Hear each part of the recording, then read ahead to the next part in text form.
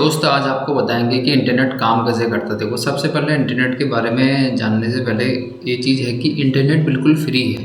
Actually हम जो भी सर्विस पे करते हैं वो क्या है कि जो आप यहाँ पे दिख रहा होगा आपको, इसको फाइबर बोलते हैं। एक्चुअली नेट की जितनी भी केबल रहती है ना, तो फाइबर से होके जाता है, फाइबर केबल रहती है सारी।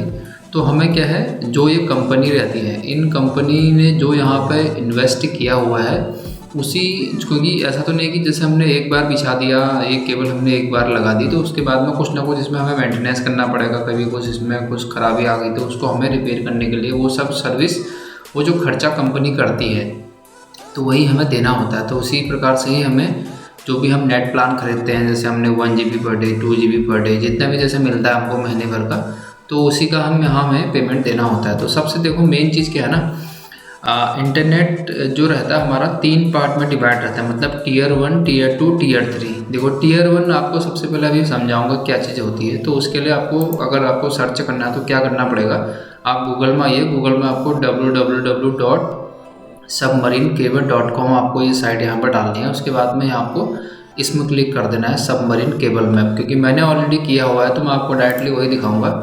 आप देखो यहाँ आपको दिखेगा कि आप ये ओवरऑल जितना पूरा हमारा वर्ड है ना, ये वर्ड में सारी हमारी केबल बिछी हुई है। तो इस केबल से आप अंदाज़ा लगा सकते हैं कि मतलब हमें एक जगह से दूसरी जगह कनेक्ट करने के लिए ये सारी जो फाइबर केबल हैं जो समुद्र के अंदर से होकर निकाली जाती हैं, या फिर मतलब क्योंकि क्या है, समुद्री एरिया से नियरेस्ट पड़ता है, फिर जिस एरिया से जितना ज़्यादा शॉर्ट पड़े, जैसे एक अगर भारत को अगर श्रीलंका से अगर अपना अटैच करना हो तो उसको समुद्र से ही ज़्यादा शॉर्ट पड़ेगा, तो वो डायरेक्टली वही यूज़ करेगा कि जितना उसका उसमें खर्चा कम हो। तो इस तरीके से ये आपस की कनेक्टिविटी रहती है, ये ओवरऑल वर्ल्ड की कनेक्टिविटी है।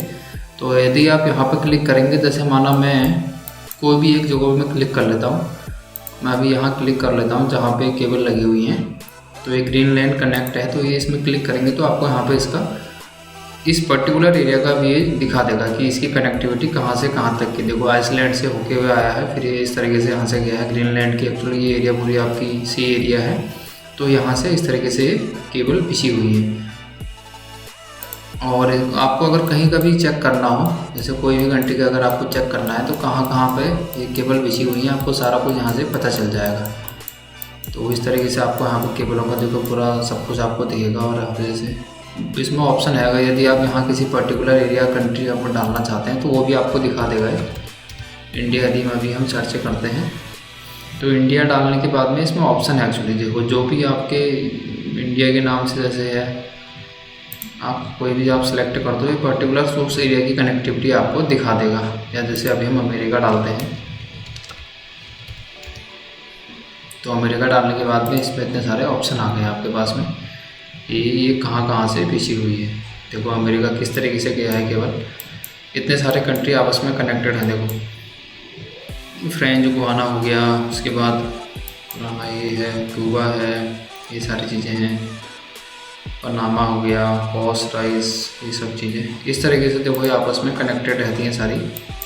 और यदि आप यहाँ मतलब ये आपको ना यहाँ से सारा कुछ आइडिया लग जाएगा कि ओवरऑल कंट्री है कि कहाँ कहाँ से कितनी कैसी कनेक्टिविटी रहती है, इस तरीके से रहता है। देखो ये तो होगी टीयर 1 कंपनी। टीयर 1 कंपनी मतलब होता है जो सबसे बड़ा इन्वेस्टमेंट होता है। जैसे अगर हमें इंडिया से, अगर हमें चाइना में कनेक्टिविटी करनी है, फिर इंडिया से हमें श्रीलंका में फाइबर केबल डालनी है, तो वो काम कौन करेगा, टीयर 1 कंपनी करेगी। अब टीयर 2 कंपनी क्या होगी, जैसे आपके पास में है, जैसे अभी जियो ने, अभी जियो हो गया तो जियो का आप टीयर 2 मान सकते हैं। क्या है, जियो ने इस टीयर 1 कंपनी से टाइप कर लिया, पूरा एग्रीमेंट साइन कर लिया, उसके बाद में उसने कनेक्ट करवा दिया हमें जो अभी हम जियो यूज करते हैं। जियो फाइबर हो गया, मोबाइल की कनेक्टिविटी जैसे उसने फ्री में दिया था, तो जितना इन्वेस्टमेंट उन्होंने अभी करना था ये सारा कुछ कर लिया।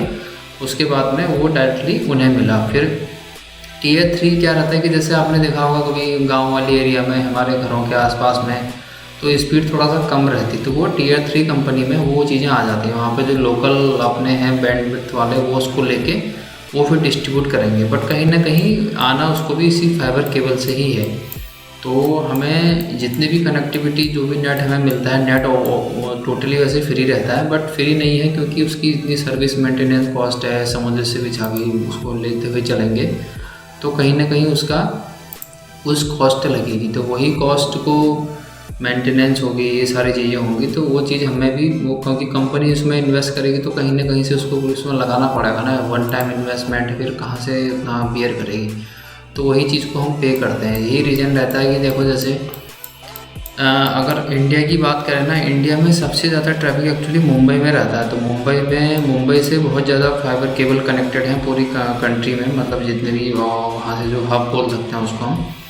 और उसके बाद में जैसे हमारे पास कोई कनेक्टिविटी आई, जैसे आपको लगता होगा कई बार दिन के टाइम में नेट कम चलता है, तो उस टाइम में क्या है, लोग इंगेज बहुत ज़्यादा है, उस टाइम नेट का यूज़ ज़्यादा होता है। फिर रात में आपने कभी देखा भी होगा उस टाइम में नेट आपका सही चलता है, सही इन द सेंस कि लोग कम यूज़ कर रहे हैं तो आपको कनेक्टिविटी, क्योंकि एक फाइबर केबल की बैंडविड्थ की एक लिमिट है। सपोज करो माना ये फाइबर केबल 100 बैंडविड्थ की है, तो इसने 100 बैंडविड्थ के अकॉर्डिंग अब यहाँ से डिस्ट्रीब्यूशन होगा। तो दिन में अगर 100 लोग यूज़ कर रहे हैं, रात को 50 करेंगे, तो ऑब्वियसली है कि हमें स्पीड ज़्यादा अच्छी मिलेगी। तो यही एक रीज़न भी रहता है, बहुत बारी नेट स्लो चलता है, फिर किस टाइम में अच्छा चलता है वो उसका रीज़न होता है। और जितनी ज़्यादा ये नियरेस्ट, जैसे यदि आप इस एरिया से हैं, आप यहाँ कहीं रहते हैं, तो आपको स्पीड अच्छी मिलेगी। जितना आप डिस्टेंस होते रहेगी तो उतना आपको स्पीड इसमें वो भी कम मिलेगी, मतलब जितना हमारा इस एरिया से हम जितना दूर जाते रहेंगे वो भी डिफरेंस इसमें आता है। तो आई थिंक आपको थोड़ा बहुत एक आइडिया लगा होगा कि किस तरीके से नेट यूज रहता है, कैसा फ्री रहता है और किस तरीके से इसकी फाइबर वगैरह बिछी हुई रहती है। तो ये मेरा जस्ट आपको एक नॉर्मल बेसिक सा फंडा बताने का था। तो आई थिंक आपको अभी क्लियर हुआ होगा। चलो ऐसी जानकारी आपको थोड़ा बहुत देते रहेंगे बीच बीच में, तो इससे थोड़ा अपना नॉलेज ही बढ़ जाता है और एक बेसिक आइडिया भी लग जाता है कि हाँ किस तरीके से चीज़ें काम करती हैं।